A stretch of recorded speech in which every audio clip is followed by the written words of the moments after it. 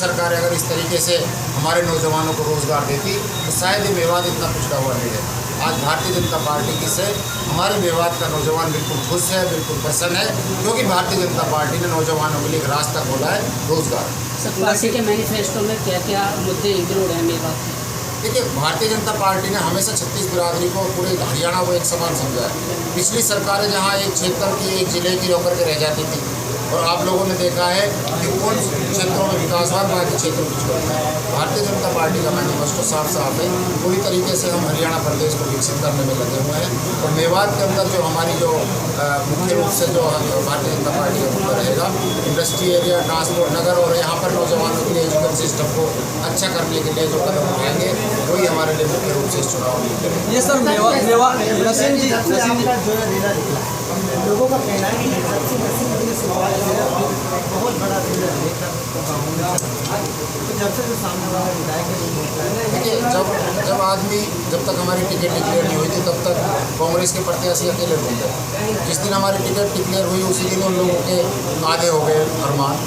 जब हमने नॉमिनेशन किया उसके बाद हमने पूरे क्षेत्र के सभी लोगों ने मिलकर के जिस तरीके जोश और उत्साह के साथ, हमने भी 1977 से चुनाव देख रहे हैं। मेरे पिताजी वाले मरहूम सफीउल्लाह खान जी लड़े, मैंने भी 2009 से लगातार चुनाव लड़ा, लेकिन जिस तरीके का जोश और उत्साह इस बार नॉमिनेशन के उस रैली में रहा है वो अपना आप इस बात का सबूत था कि लोग वाकई भारतीय जनता पार्टी से जुड़े हुए हैं, और भारतीय जनता पार्टी की जो कार्यशैली है, जो नीति है, उससे प्रभावित होकर के भारतीय जनता पार्टी को भारी बहुमत से जिताएंगे। और जो यहाँ के लोकल विधायक हैं जिनको पिछली बार यहाँ के लोगों ने भारी बहुमत से जिताया था, वो बौखलाए हुए हैं, वो घबराए हुए हैं। उन लोगों को ये लगता है कि तुम लड़ाने की और भिड़ाने की राजनीति से तुम यहाँ पर अपने आप को कामयाब कर लोगे, लेकिन फिरोजपुर जिला का मतदाता बहुत जागरूक है।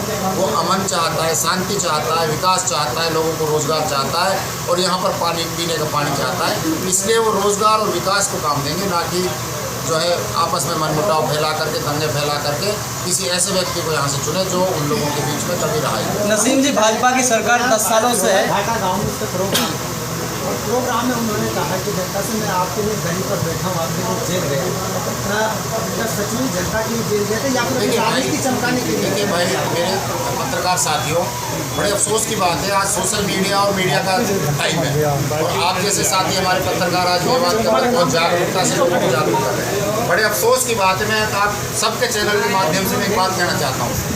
घाटा के अंदर कांग्रेस का प्रोग्राम हुआ, उनका प्रोग्राम कितना बड़ा था वो सब ने देखा। एक छोटा सा पंडाल था, उसमें जितने लोग थे, लेकिन उसकी जो सोशल मीडिया की जो टीम थी भारतीय जनता पार्टी के खिलाफ जो प्रचार करते लगातार, और जो कांग्रेस के लोग थे उन्होंने बड़े अफसोसजनक दंगल की फोटो लगा करके उसमें भीड़ पहाड़ पे बैठी, जबकि अगर जाके देखो ऐसा पहाड़ घाटा में है ही नहीं जहाँ पे लोग इस तरीके से बैठ के प्रोग्राम को देखें।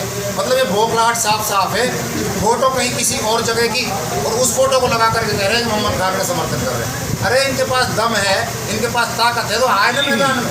इस तरीके की कहीं दूसरे की फोटो लगा करके अपना प्रचार कर रहे हैं। ये साफ पता है कि ये बौखला चुके हैं, इन्होंने के घबराहट हो चुकी है, इनके पास कोई मुद्दा नहीं है, सिर्फ एक मुद्दे को लेकर के जाते हैं कि मैं लोगों के लिए। अरे लोगों के लिए तो जब अगर आप बड़कली पे खड़े होते, लोगों के लिए तो आप जब मुँह में खड़े होते, 36 बिरादरी को, समाज को लेकर के चलते, तब हम मानते कि आप नेता है। आप तो एक भागे हुए डरपोक किस्म के इंसान हैं जिन्होंने हमेशा ठेकेदारी करी है, अपना पेट भरा है, इसके अलावा आपने जनता के लिए कुछ नहीं। नसीम जी, भाजपा की 10 सालों से सरकार है, लेकिन मेवात में अगर बात करते बूचड़खानों की संख्या लगातार बढ़ती जा रही है।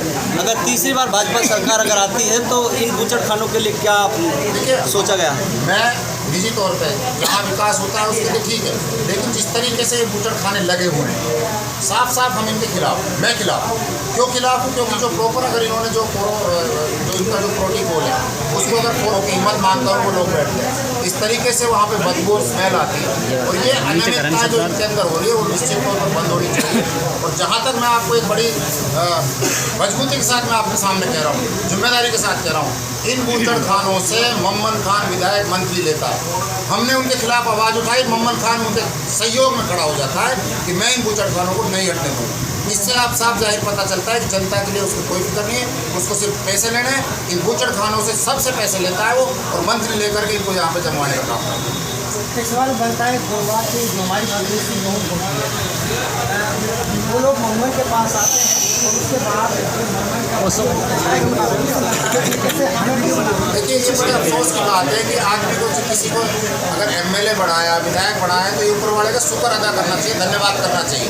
पिछले 5 साल वो विधायक बना के चुन के गए, लेकिन अफसोस की बात है उन्होंने हमेशा तकब्बुर और घमंड की बात करी और हमेशा फिरोजपुर जिला विधानसभा के लोगों की आवाज़ नहीं उठाई। उन्होंने सिर्फ अपनी ठेकेदारी करने के लिए, अपना विकास करने के लिए मुद्दे बढ़ाए और घमंड की उनकी जो आवाज़ आ रही है, जिस तरीके से लोग बताते हैं कि वो घमंडी आदमी। कल परसों एक लड़की को माला डालने वाली थी, उसको धक्के मार दिए।